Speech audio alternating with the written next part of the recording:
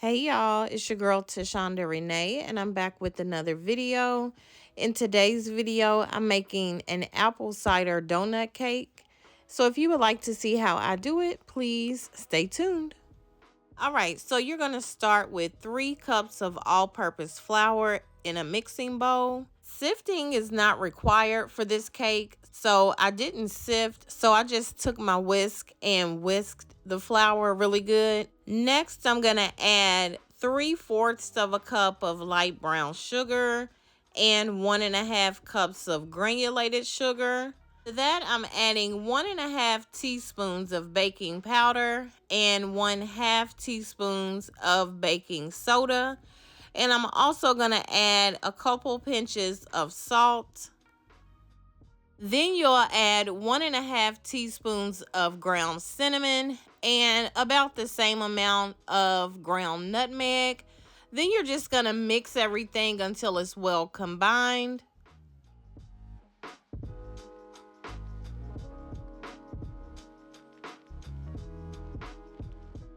So that is it for the dry ingredients. Now for the wet ingredients, you're going to need a separate bowl.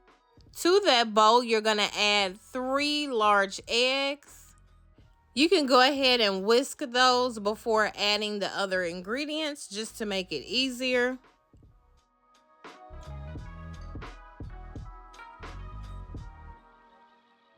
Next, you're going to add 4 ounces of applesauce. You can use sweetened or unsweetened. It's not going to make a really big difference. I'm actually using sweetened applesauce with cinnamon.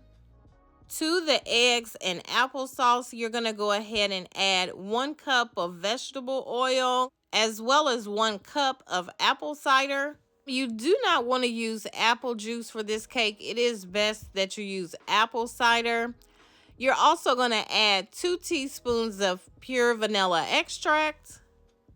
And that's it for the wet ingredients. So now you can just go ahead and whisk that all together until it's well combined. Now you're going to go ahead and mix the two together, the wet ingredients with the dry ingredients. Just want to mix it until it's well incorporated. Try not to over mix it because you will end up with the tougher cake.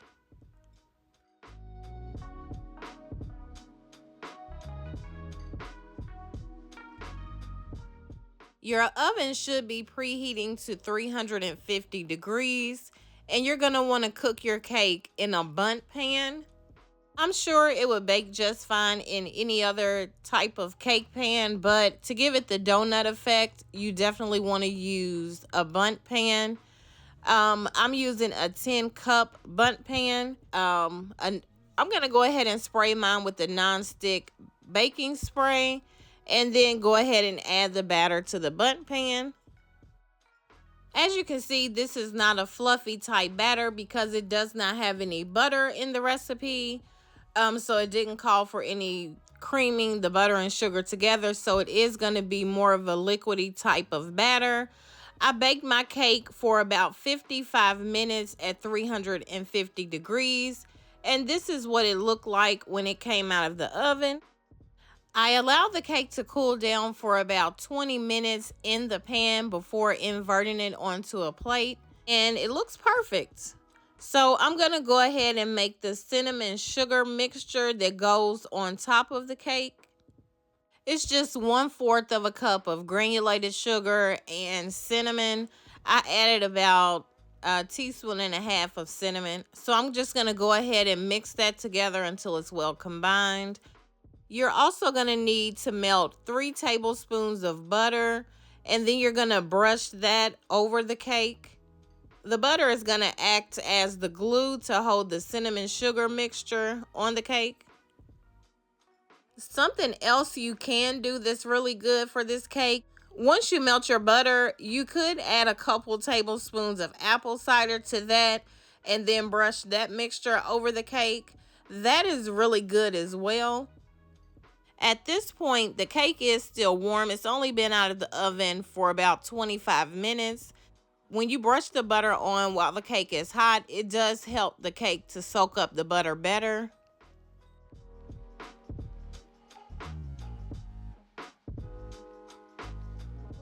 Okay, and once you have the butter all over the cake, you want to go ahead and sprinkle your sugar and cinnamon mixture over the cake. And be sure to get the mixture all over the cake, not just on the top. You may need to use your hands to kind of pat it into the cake so that it sticks to the bottom. I just used my fork to sprinkle it over top of the cake, and that worked just fine for me. So you could actually be done with the cake at this point, but I'm going to be a little extra and make a glaze to go over top of it. I'm going to use 1/2 cup of powdered sugar, and I'm going to pour some apple cider in it to make my glaze. And like I said, adding the glaze is extra. When you get the apple cider donuts from any fall festival, they typically do not have a glaze on them. I just thought the recipe would be good with the glaze, so that's why I'm adding it.